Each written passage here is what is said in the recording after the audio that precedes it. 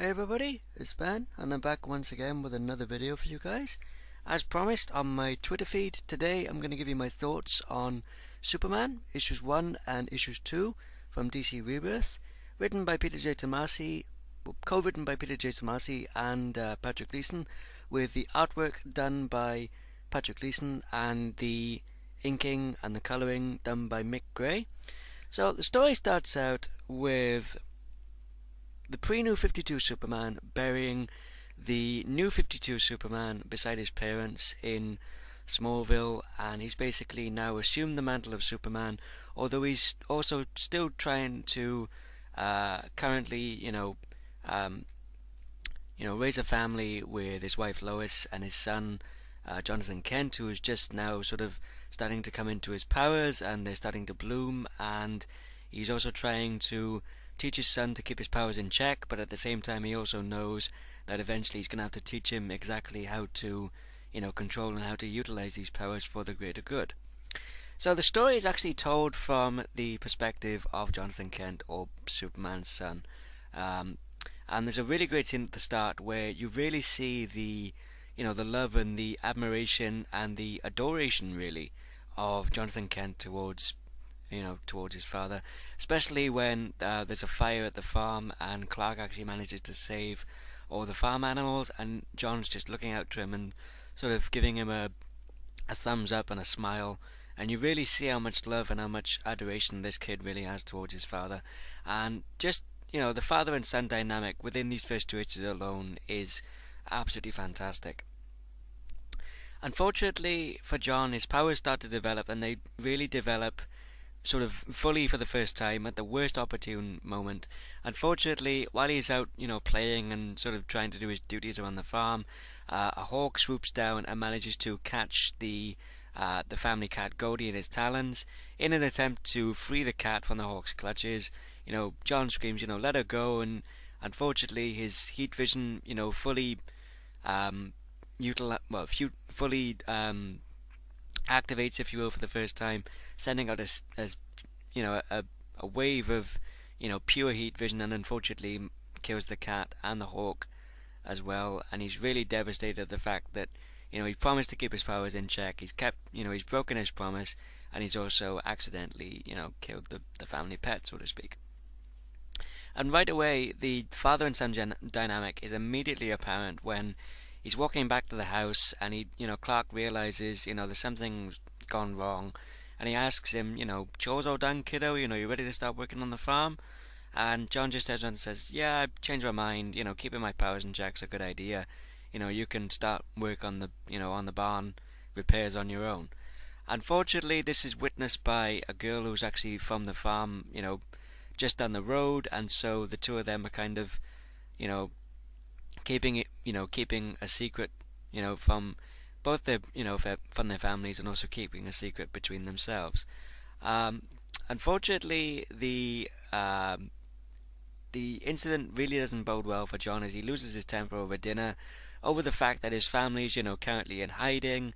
They have to hide who they really are, and he accuses his parents of being liars. And Clark, in a moment of anger and sternness, sends him to his room, and unfortunately the members of the Justice League show up to check on this version of Superman, because as those of you who know have read the storyline, the Final Days of Superman, which was between the Superman titles and the Superman Wonder Woman title, and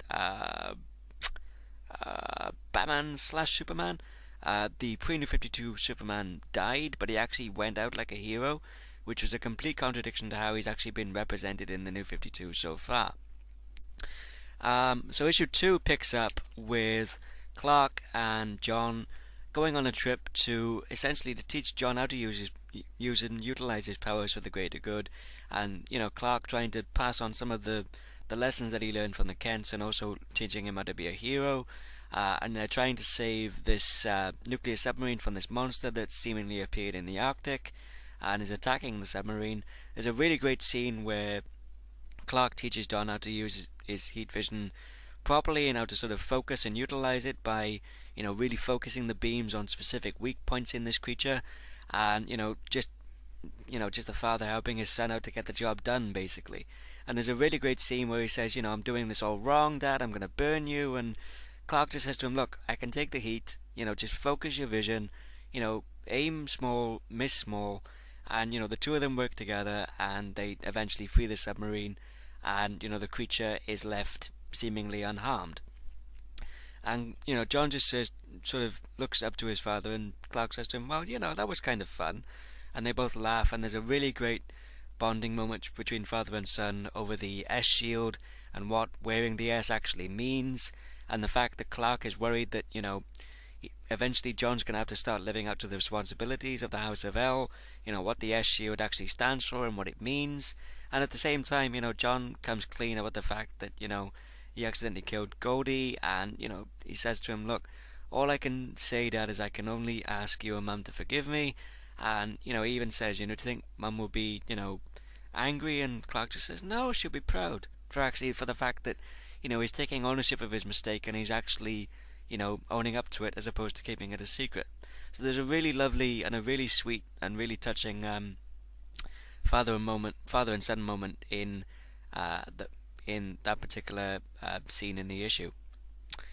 And also, just at the end there's the reveal that there are some inconsistencies regarding John's powers, even though they're only starting to just sort of bloom, so to speak. For example, he can use his heat vision, but at the same time he's still susceptible to, scraping his knees and banging his head. So Clark decides that, the only place they can figure this out is to go to the Fortress of Solitude, which then leads into the beginning of the third issue.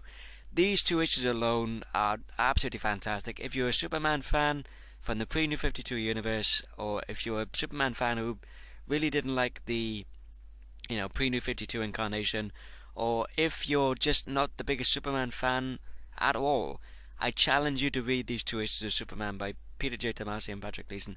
These two issues alone are a perfect marriage of writing, storytelling, and artwork, just telling an absolutely beautiful story with, there's plenty of drama, there's plenty of action, there's plenty of character development, relationship development.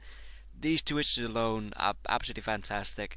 And the thought of me actually picking up a Superman book, which, to be honest, I really wasn't that big into the Man of Steel until I read, All-Star Superman by Grant Morrison and Frank Quitely, and also picked up other few Superman stories along the way, namely Kingdom Come by Mark Waid and Alex Ross, Superman Birthright by Mark Waid and Lenny Francis Yu, and more recently the Whatever Happened to the Man of Tomorrow trade, which collects the Whatever Happened to the Man of Tomorrow storyline by Alan Moore and Kurt Swan, as well as an issue of DC Presents, which is a team up between Superman and Swamp Thing, as well as Superman Annual 11, which is the Whatever for the Man Who Has Everything storyline by Alan Moore and Dave Gibbons, who of course brought us the 12-issue maxi series of The Watchmen. So, absolutely fantastic first two issues, and I can't wait to see where this series goes, particularly with the solicits and the cover of the fourth issue of the series, which can't wait to read, as it definitely looks as if it's going to be getting back on its central focus of the father and son dynamic between Clark and John. So these first two issues are absolutely fantastic. Highly recommend you check this out if you're a Superman fan or not. Thank you everybody for watching. As always, I hope you all enjoyed the video. If you did, give the video a like. If you didn't like it, thumbs it down. If you didn't like it, by all means, please feel free to tell me why in the comments below, and I'll take any feedback into consideration for future videos. Let me know in the comments below what you think of the series so far. Are you enjoying it? Are you preferring this incarnation of Superman to the pre-New 52 incarnation? Are you enjoying the father and son dynamic, which Tomasi and Gleason really cut their teeth on the second volume of Batman and Robin with Bruce Wayne and Damian? And what do you think of the series so far? Or are you going to pick the series up eventually when the trades comes out? Let me know in the comments below what you guys think so far. As always, thanks everybody for watching, and until next time, this is Scammed896 signing off, and I'll see you guys next time. Take care.